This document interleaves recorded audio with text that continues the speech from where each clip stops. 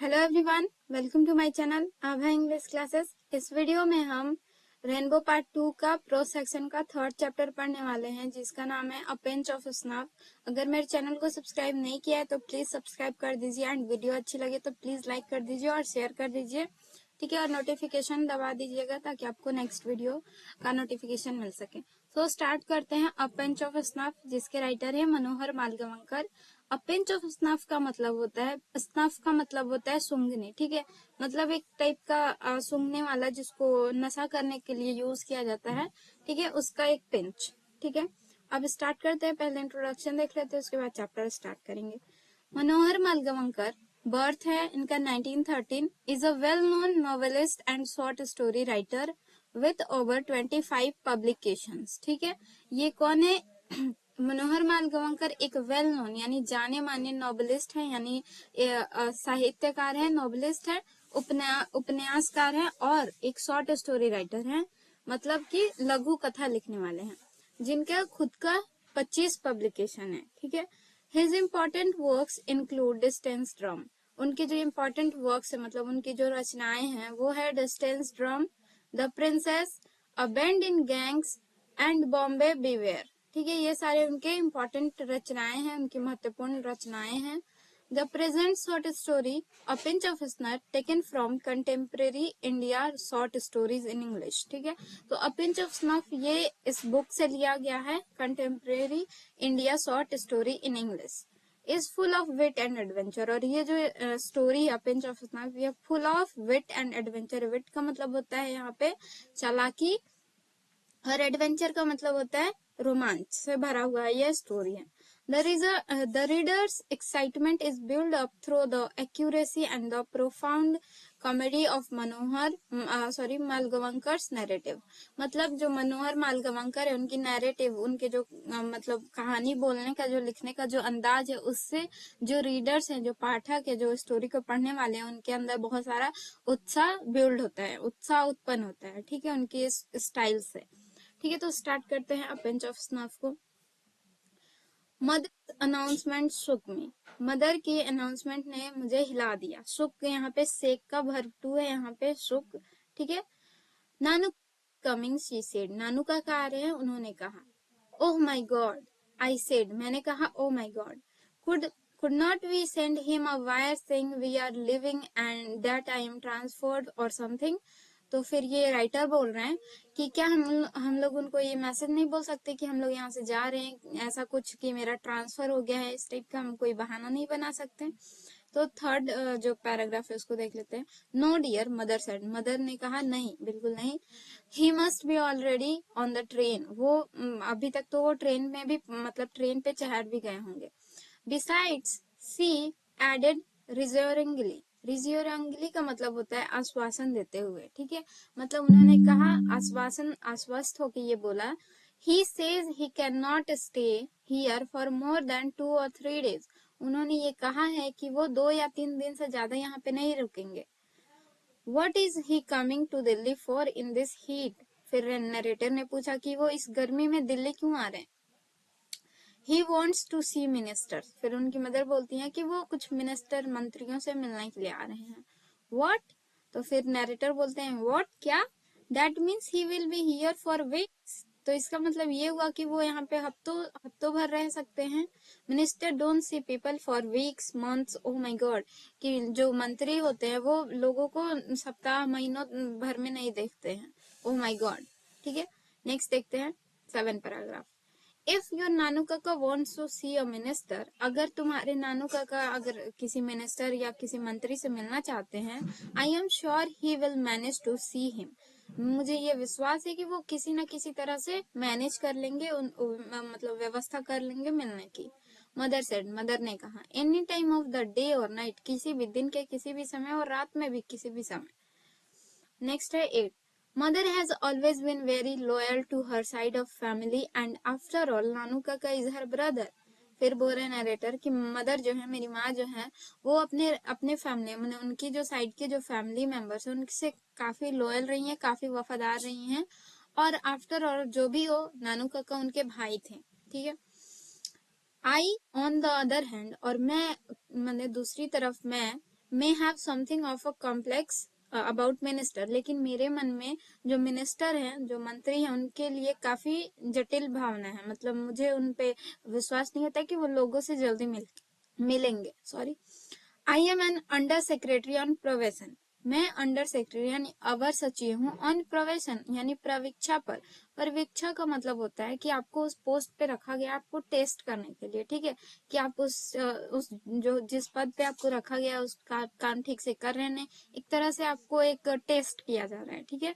On probation का मतलब होता है प्रवीक्षा, और प्रवीक्षा का मतलब होता है कि आपको वहां पे टेस्ट करने के लिए रखा गया है कि आप ये काम करने के लिए फिट हैं कि नहीं, ठीक है। And trained to regard ministers as being two steps higher than God, और मुझे इस तरह से ट्रेन किया गया है कि जो मिनिस्टर होते हैं वो भगवान से 2 कदम आगे होते हैं, ये मानने के लिए मुझे ट्रेन किया गया है।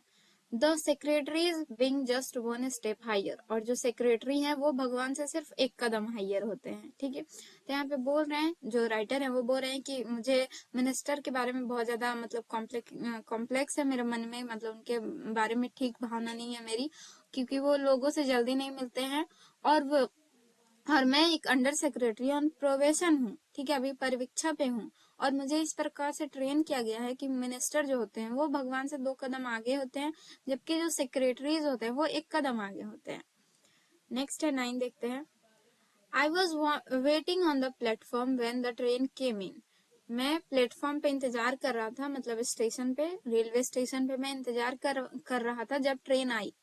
नानू Kaka stood in the doorway of a second class carriage, Nanu Kaka second class carriage के, यहाँ पे सेकंड क्लास बहुत इंपॉर्टेंट है क्योंकि ये एग्जाम में क्वेश्चन पूछा जाता है कि वो किस क्लास के कैरेज पे खड़े थे, ठीक है।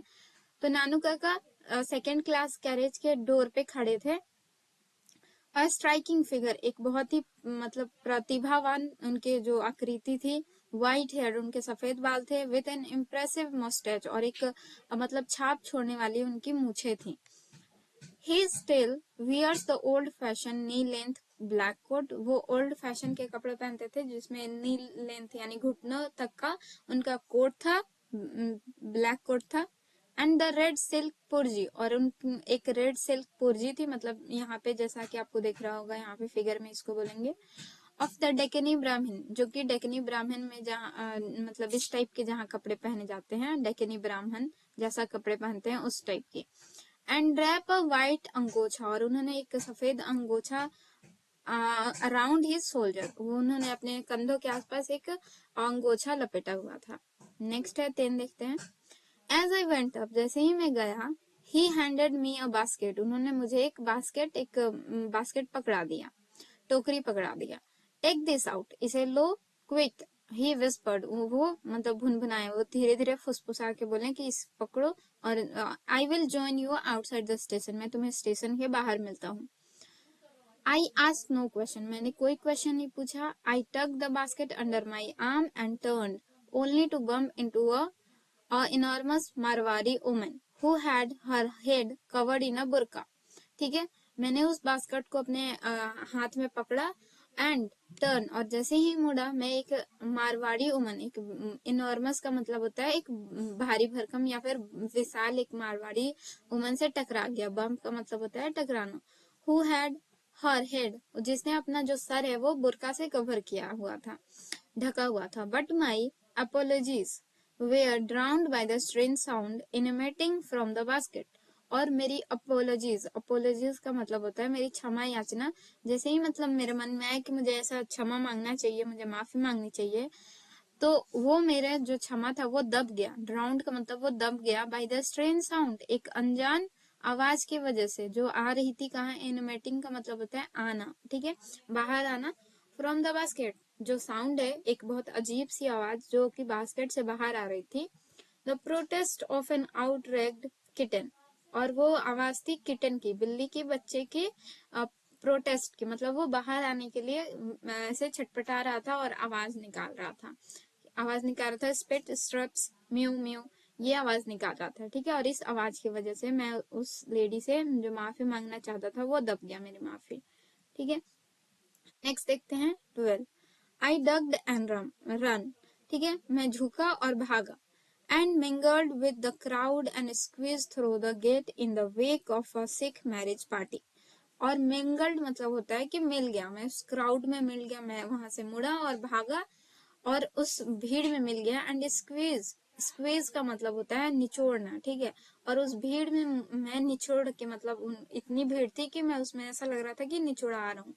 एंड थ्रू द गेट, और उस गेट से मतलब रेलवे प्लेटफॉर्म के गेट से मैं बाहर आया, जहाँ पे एक सिख मैरिज पार्टी से होते हुए मैं गेट से बाहर आया। 13 देखते हैं। नानू काका वॉज लॉन्ग टाइम कमिंग, नानू काका बहुत समय के बाद आए थे।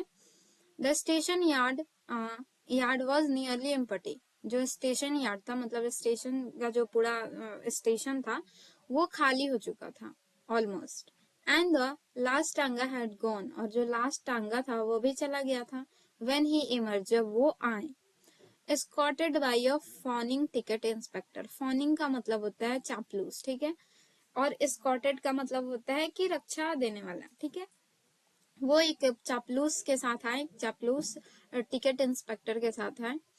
No room in the third class and they would not issue second class ticket without reservation. और Nanu Kaka explained as he came up to me, ठीक है। नानू काका जैसे ही मेरे पास आए, नानू काका ने बोला कि थर्ड क्लास में कोई भी रूम खाली नहीं था और वो सेकंड क्लास का जो टिकट था वो बिना रिजर्वेशन के इशू नहीं कर रहे थे, ठीक है।